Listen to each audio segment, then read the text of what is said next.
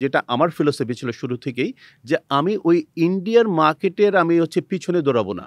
ওকে follower হিসেবে আমি competitor হতে পারব না যেহেতু সুতরাং আমি নতুন কিছু করব যেটা বায়ার মনে করবে এক্সাম্পল দিচ্ছি একটা ব্যাগ বা একটা লাইফস্টাইল ব্যাগ বা একটা শপিং ব্যাগ সেটা সামথিং ডিফারেন্ট দ্যান ইন্ডিয়া বা সামথিং ডিফারেন্ট দ্যান চায়না। দেন কিন্তু হচ্ছে বায়ারের কাছে মনে হবে এবং সেটা যদি মোটামুটি একটা কম্পিটিটিভ প্রাইস হয় ইন্ডিয়া থেকে হয়তো $1 দিয়ে কিনছে আমার ডিজাইনের জন্য, ইনোভেশনের জন্য সে আমাকে $1.10 দিচ্ছে এবং $1.10 দিয়ে দেওয়ার কারণে কিন্তু আমি ছোট স্কেলে প্রোডাকশন করার পর আমি প্রফিট করতে পারছি। সুতরাং এইটা আমি বলব যে শুধুমাত্র জুট না, হ্যান্ডিক্রাফট না, এন্টায়ার ইন্ডাস্ট্রিতে ইভেন আমাদের গার্মেন্টস সেক্টরে যদি দেখেন যে অনেক বড় সেক্টর কিন্তু একটা ব্র্যান্ডের প্রোডাক্ট ম্যানুফ্যাকচারিং করছে সেই কনসেপ্টটা কিন্তু এখনও গার্মেন্টস সেক্টর কিন্তু রপ্ত করতে পারছে না। সে কিন্তু একটা ব্যারিয়ার অর্থাৎ ওয়ার্ল্ড মার্কেটে যে লো এন্ড মার্কেটে যেই সাপ্লাই চেইন সেখানে বাংলাদেশে গার্মেন্টস সেক্টর কাজ আমরা করছে। ট্রেডিং করতে বেশি পছন্দ করি ইনোভেশনের চেয়ে, একদম সরবরাহকারী হতেই সবচেয়ে স্বাচ্ছন্দ্য বোধ করি কারণ এখানে কোনো রিস্ক থাকে না ফেল করার।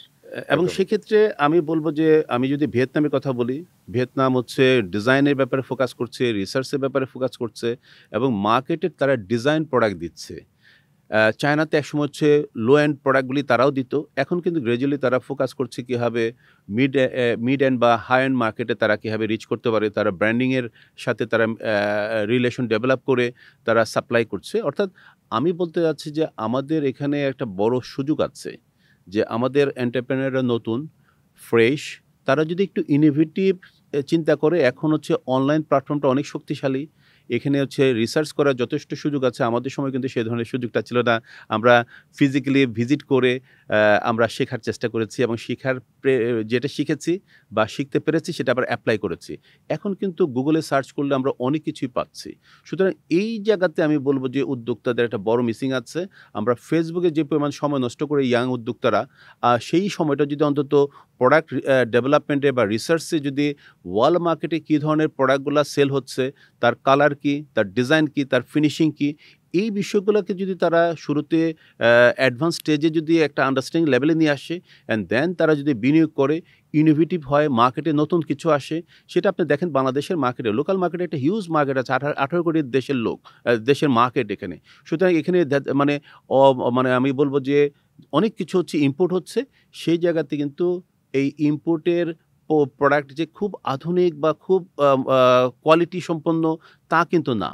এখানে কিন্তু হচ্ছে অনেক সুযোগ আছে যদি জাস্ট ইনোভেট। আপনি দেখেন আড়ং সহ কিছু বড় বড় ব্র্যান্ড আছে যারা জাস্ট একটু ডিজাইন ভালো করছে, একটাও প্রোডাক্ট কিন্তু তারা তৈরি করছে না।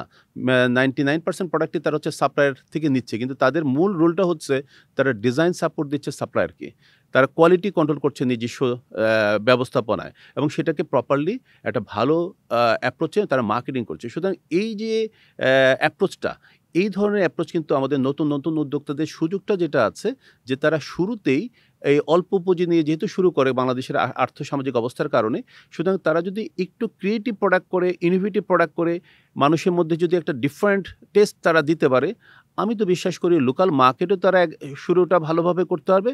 গ্র্যাজুয়ালি তারা এক্সপোর্টের দিকে চিন্তা করলে একটা হিউজ অপরচুনিটি আছে। আমি আপনাদেরকে অনেস্টলি বলছি, বাংলাদেশ হচ্ছে একটা বড় ধরনের অপরচুনিটির জায়গাতে আছে যেটা আমরা ক্যাশ করতে পারছি না।